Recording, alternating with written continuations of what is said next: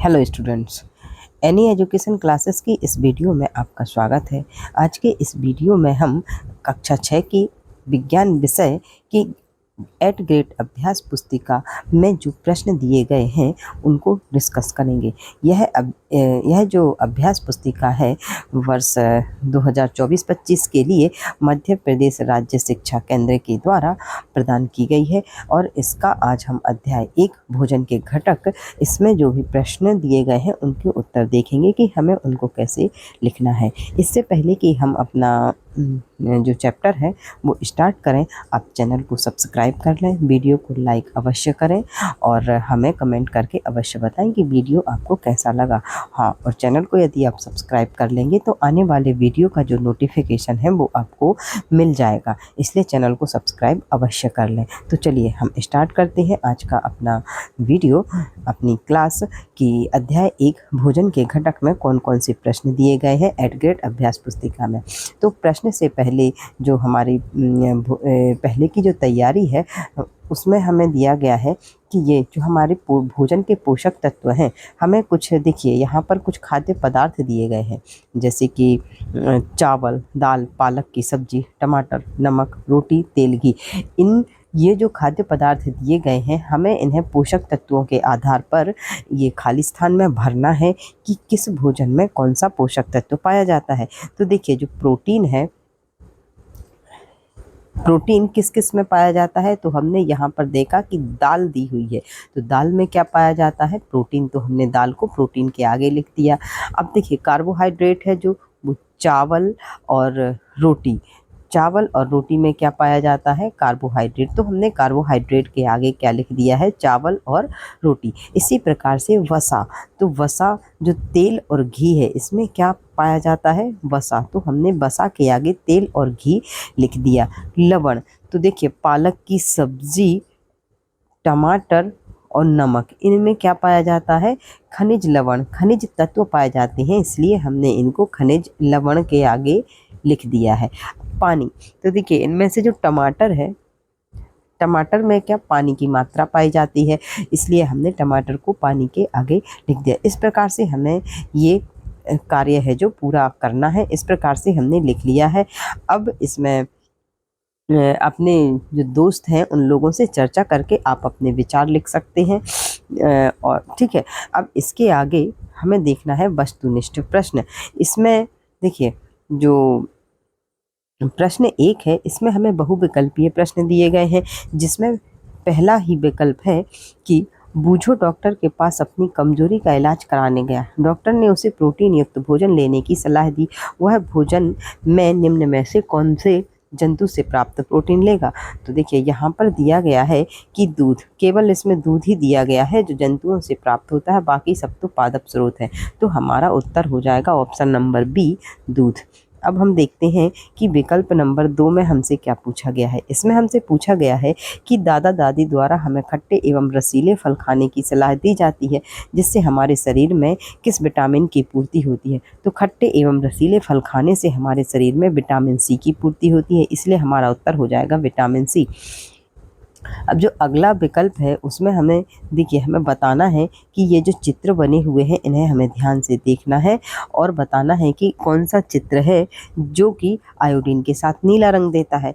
तो देखिए आयोडीन के साथ नीला रंग वह देता है जिसमें कि स्टार्च की उपस्थिति हो, और हम पढ़ ही चुके हैं कि स्टार्च किस में पाया जाता है, आलू में।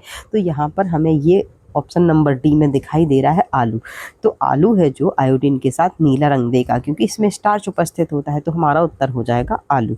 अगला जो विकल्प है वह है कि बूझो खेलता रहता है, वह धूप में अधिक समय बिताता है, पहेली को पुस्तक पढ़ना पसंद है, वह हमेशा कमरे में बैठकर पुस्तकें पढ़ती है एवं चित्रकारी करती है। तो हमें किस विटामिन की कमी हो जाएगी। तो देखिए जब हम धूप में नहीं रहते हैं तो हमें कौन से विटामिन की कमी हो जाती है, विटामिन डी की कमी, क्योंकि धूप से, सूर्य प्रकाश से हमें विटामिन डी प्राप्त होता है। तो इस प्रकार से जो पहेली है वो हमेशा कमरे में रहती है तो उसे किस विटामिन की कमी हो जाएगी? विटामिन डी की। इस प्रकार से ऑप्शन नंबर विकल्प नंबर जो सी है विटामिन डी, ये हमारा सही हो जाएगा। इस प्रकार से पांचवा जो हमारा बहुविकल्पीय प्रश्न है वह है कि आपने देखा होगा कि कुछ व्यक्तियों की गर्दन की ग्रंथि फूल जाती है जिसके कारण उनके गले में एक मोटी तथा उभरी हुई आकृति दिखाई देती है। इस प्रकार का रोग जिस पोषक तत्व की कमी के कारण होता है उसका नाम एवं रोग के नाम का सही युग्म है। तो देखिए गर्दन की ग्रंथि है जो वो जब हमारे गले में स्थित थायराइड ग्रंथि है वह आयोडीन की कमी के कारण फूल जाती है और इस रोग को घेंघा रोग कहा जाता है, घेंघा या ग्वाइटर रोग। तो किस खनिज तत्व की कमी के कारण? आयोडीन की कमी के कारण। तो हमारा उत्तर हो जाएगा आयोडीन और घेंघा रोग, ये ऑप्शन नंबर डी, ये हमारा उत्तर हो जाएगा। अगला जो प्रश्न है इसमें हमसे रिक्त स्थानों की पूर्ति करना है और इसमें हमें देख करके ही भरना है कि किस खाली स्थान में क्या भरेंगे। तो पहला खाली स्थान है जिसमें हमसे पूछा गया है कि कागज पर तेल का धब्बा खाद्य पदार्थ में खालिस्तान की उपस्थिति दर्शाता है। तो कागज पर तेल का धब्बा वसा की उपस्थिति दर्शाता है। यदि किसी कागज में भोज्य पदार्थ के रखने के कारण उसमें तेल का धब्बा लग जाता है तो इसका अर्थ है कि उसमें वसा की मात्रा उपस्थित है।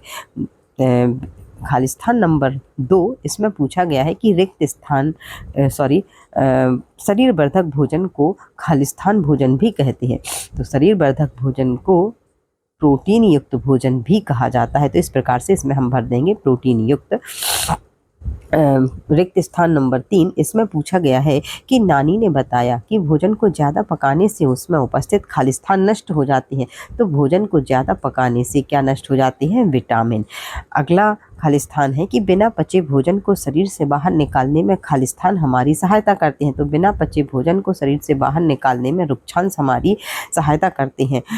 अगला है जो उसमें पूछा गया है कि अत्यधिक खालिस्तान से बचने के लिए हमें भोजन में वसा की मात्रा को कम करना चाहिए। तो अत्यधिक मोटापे से बचने के लिए हमें भोजन में वसा की मात्रा को कम करना चाहिए। अगला जो अब यहाँ से हमारे होते हैं अति लघुत्तरीय प्रश्न। इसमें पहला ही हमारा जो प्रश्न है वह है कि बूझों को खाद्य पदार्थों में उपस्थित प्रोटीन का परीक्षण करने पर बैंगनी रंग प्राप्त हुआ। तो उसने इस परीक्षण के लिए कौन से 2 बिलियन का उपयोग किया? तो उसने 2 बिलियन लिए, उसमें से 1 बिलियन कॉपर सल्फेट का बिलियन होगा और एक कौन सा होगा? कास्टिक सोडा का बिलियन। कॉपर सल्फेट की 2 बूंद डाली जाएंगी एवं कास्टिक सोडा की 10 बूंद डाली जाएंगी। तो जो प्रोटीन है, प्रोटीन जिस भी खाद्य पदार्थ में प्रोटीन उपस्थित होगा उसका रंग कैसा प्राप्त होगा? बैंगनी रंग। इसके बाद हम देखते हैं अगला प्रश्न। अगले प्रश्न में देखिए हमें यहाँ पर कुछ चित्र दिए गए हैं। इनमें हमें बताना है दिए गए चित्र का अवलोकन कर प्रोटीन के पादप स्रोत एवं जंतु स्रोतों के नाम लिखिए। तो हमें ये चित्र देखना है और इसमें देख करके बताना है पादप स्रोत। तो हमारे पास ये कुछ पादप स्रोत हैं, इनको देख करके हमें बताना है कि इसमें क्या क्या दिया हुआ है। तो चना, मूंग, तुअर, राजमा, सोयाबीन, मटर आदि के यहाँ पर हमें चित्र दिखाई दे रहे हैं। तो ये सब क्या है? पादप स्रोत हैं। किसके? प्रोटीन के। बाकी के दूसरे चित्र में हमें जंतु स्रोत दिखाई दे रहे हैं प्रोटीन के, जिसमें देखिए दूध है, अंडा, पनीर, मछली, मांस, घी, क्रीम आदि ये चीज़ें हैं जो ये खाद्य पदार्थ हैं जो ये जंतुओं से प्राप्त हैं और इनमें किसकी मात्रा पाई जाती है? प्रोटीन की मात्रा। इस प्रकार से हम इस प्रश्न का उत्तर दे सकते हैं। अगला ही हमारा प्रश्न है कि ऐसे दो पोषक तत्वों के नाम लिखिए जो हमें स्वस्थ रखते हैं एवं रोगों से लड़ने में हमारी सहायता करते हैं। तो ऐसे जो 2 पोषक तत्व हैं वह हैं, एक तो विटामिन है और एक क्या है? खनिज तत्व। इस प्रकार ये 2 पोषक तत्व हैं जो हमें स्वस्थ रखते हैं और रोगों से लड़ने में हमारी क्या करते हैं? सहायता करते हैं। तो विटामिन में देखिए vitamin A, vitamin B, vitamin C, vitamin D, vitamin E एवं विटामिन के, ये हमारे पास विटामिन होते हैं जो हमारी सहायता करते हैं रोगों से लड़ने में और हमारे शरीर को स्वस्थ भी रखते हैं। अब देखिए ऐसे ही कुछ खनिज तत्व हैं जो हमारे लिए आवश्यक होते हैं, जैसे आयरन, कैल्शियम, आयोडीन, जिंक आदि। यदि ये शरीर में ना हो तो इनकी कमी से हमें रोग भी हो जाते हैं। चलिए हम देखते हैं अगला प्रश्न, जिसमें कि हमसे पूछा गया है कि किसी कागज पर तेल की बूंद गिर जाने पर धब्बा क्यों बन जाता है और इन धब्बों से होकर आने वाला प्रकाश कैसा दिखाई देता है। तो किसी कागज पर तेल गिर जाने से वसा की उपस्थिति के कारण कागज पर धब्बा बन जाता है। तो किसके कारण धब्बा धब्बा बनता है? वसा की उपस्थिति के कारण। और इन धब्बों से देखने पर हमें कैसा दिखाई देता है? धुंधला दिखाई देता है, अर्थात बहुत ही कम प्रकाश इन धब्बों के आर पार जा पाता है और जो शेष प्रकाश होता है वह वापस लौट जाता है। जिस प्रकार से हमने पारदर्शी पारभासी वस्तुएं पढ़ी थी, उसमें हम उदाहरण पढ़ते हैं ना कि तेल लगा हुआ कागज, उसमें से हमें स्पष्ट रूप से नहीं दिखाई देता है क्योंकि प्रकाश पूरा आर पार नहीं जा पाता है। तो इस प्रकार से हम इस प्रश्न का उत्तर दे सकते हैं। अगला ही हमारा जो प्रश्न है वह है, इसमें देखिए हमें कुछ चित्र दिए गए हैं। इन चित्रों को देख करके हमें बताना है कि किस खाद्य पदार्थ में कौन सा पोषक तत्व पाया जाता है। तो देखिए ये जो पहला ही चित्र है ये क्या है? ब्रेड। इसको हम लिखेंगे कार्बोहाइड्रेट में, क्योंकि ब्रेड गेहूं की बनी होती है और उसमें क्या पाया जाएगा? कार्बोहाइड्रेट। दूध में भी कार्बोहाइड्रेट पाया जाएगा। प्रोटीन देखिए दूध में प्रोटीन पाया जाएगा और दालों में प्रोटीन पाया जाएगा। तो इस प्रकार से हमारे ये प्रोटीन के स्रोत हो गए। और वसा किस में पाया जाएगा? मक्खन, दूध और घी। तो ये मक्खन हो गया, ये दूध हो गया और ये घी हो गया। इनमें क्या पाया जाएगा? वसा। विटामिन, संतरा और दूध, इनमें क्या पाया जाएगा? विटामिन। ऐसे ही खनिज लवण, तो पालक और दूध, इनमें क्या पाए जाएंगे? खनिज लवण। तो इस प्रकार से हम इस प्रश्न का उत्तर दे सकते हैं। चलिए अब हम देखते हैं अपना अगला प्रश्न, जिसमें कि हमें क्या करना है? विटामिन सी के कोई तो स्रोत लिखना है और उनके चित्र बनाकर नाम लिखना है। तो देखिए नींबू और आंवला, ये दो ऐसे जो स्रोत हैं जिनमें कि विटामिन सी भरपूर मात्रा में पाया जाता है। तो यहाँ पर इनके चित्र बनाना है या आप चिपका भी सकते हैं। तो ये जो चित्र है आप अच्छे कलरफुल बनाइए, रंग भरिए इनमें, ठीक है। चलिए हम देखते हैं अपना अगला प्रश्न। अगले प्रश्न में हमसे पूछा गया है कि पोषक तत्वों के अलावा हमारे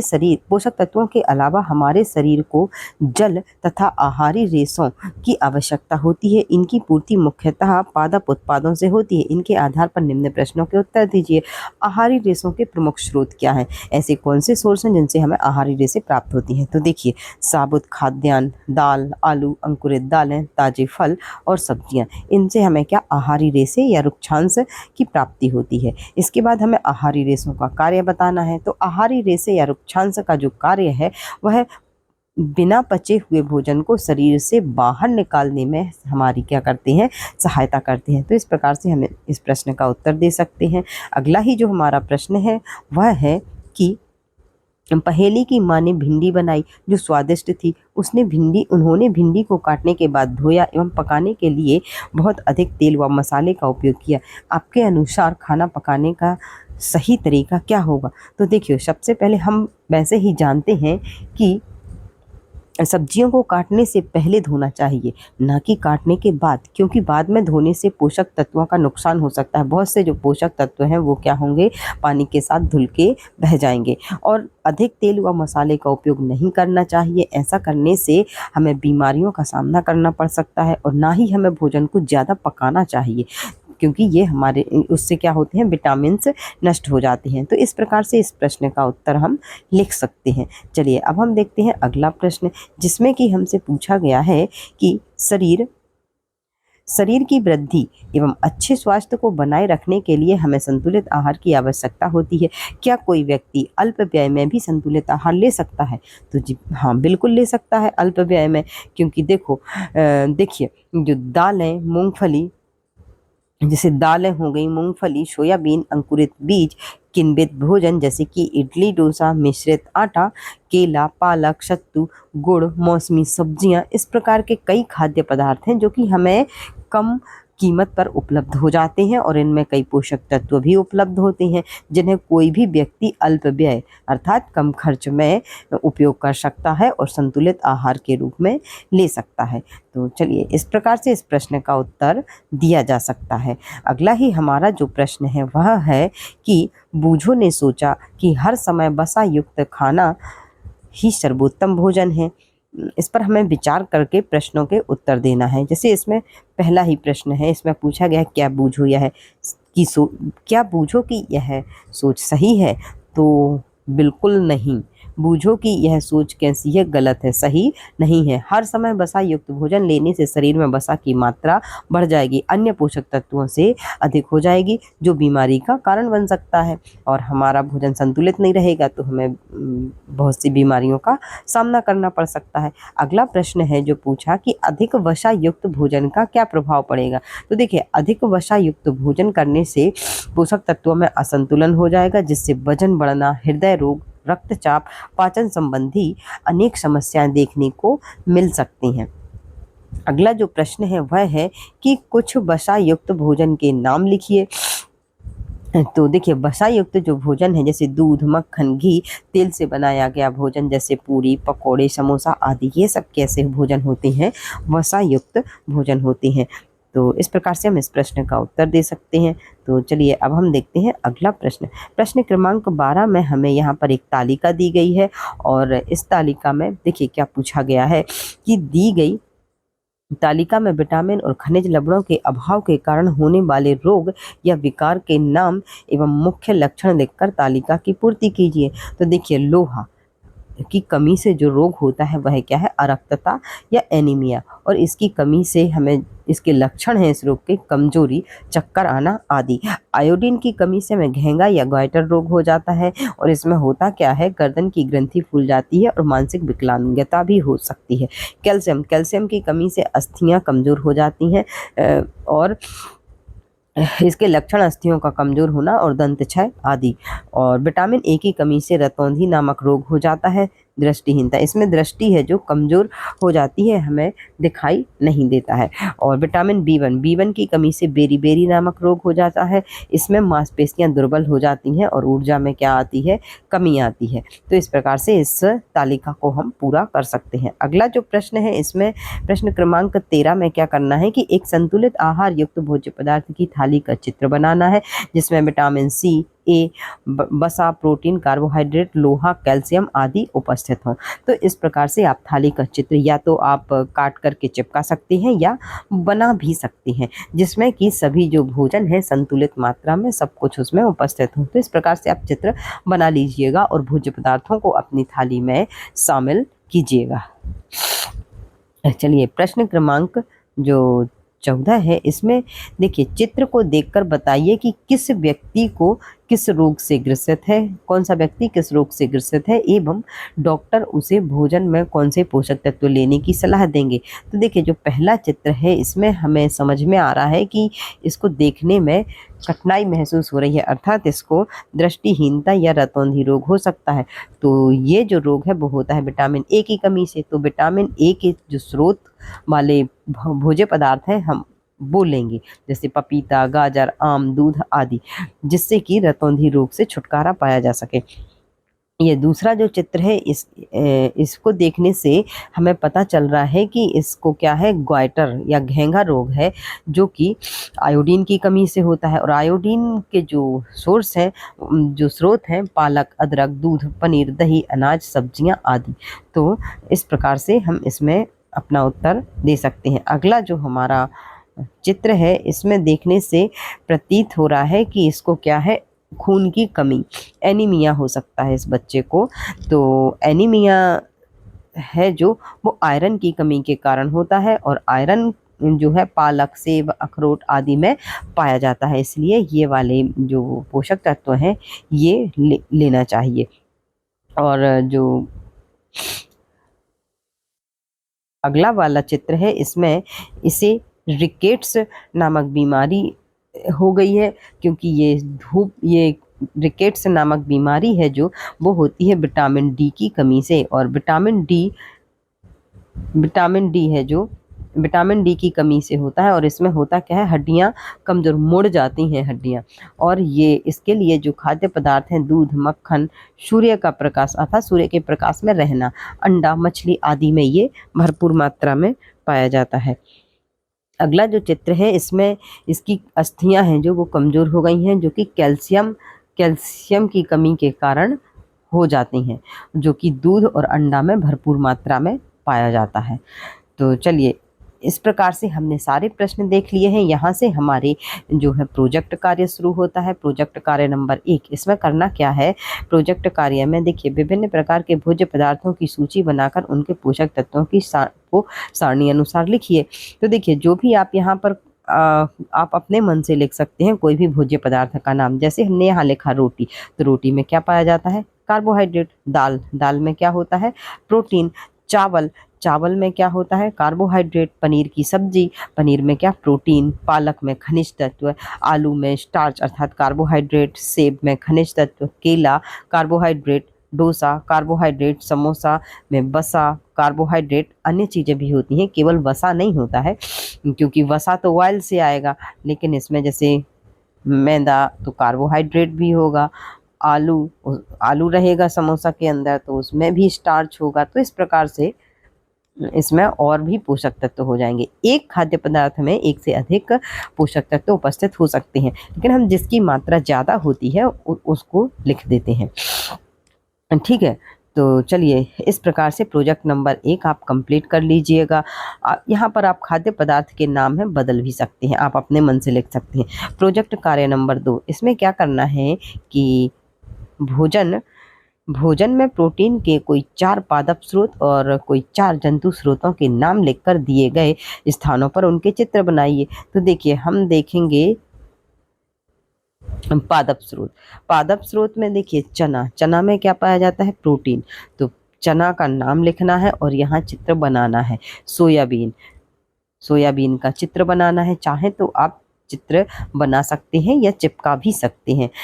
फिर यहाँ पर देखिए अरहर, अरहर लिख करके अरहर का चित्र बनाना है। मूंग, तो मूंग का भी यहाँ पर चित्र बनाना है। इस प्रकार से आप लिख सकते हैं। ऐसे ही हमें पादप स्रोत भी जंतु स्रोत भी लिखना है। तो जंतु स्रोत में क्या आ जाएगा, दूध, पनीर, अंडा, मछली आदि। तो इस प्रकार से आप ये लिख सकते हैं और चित्र बना सकते हैं। तो चलिए इस प्रकार से हमने ये आज का जो फर्स्ट चैप्टर है उसको कंप्लीट किया। हमने देखा कि इसके जो प्रश्न हैं उसको हम किस प्रकार से लिख सकते हैं, कैसे उत्तर दे सकते हैं। अब यदि आपको ये वीडियो पसंद आया हो तो आप वीडियो को लाइक करें, चैनल को सब्सक्राइब अवश्य कर लें, ताकि आने वाले वीडियो का जो नोटिफिकेशन है वो आपको मिल सके। तो वीडियो देखने के लिए आपका बहुत बहुत धन्यवाद। आप खुश रहिए, मस्त रहिए और ऐसे ही पढ़ाई को जारी रखिए और अच्छी पढ़ाई कीजिए। तो चलिए अब हम मिलते हैं अपने अगले वीडियो में। जय हिंद, जय भारत।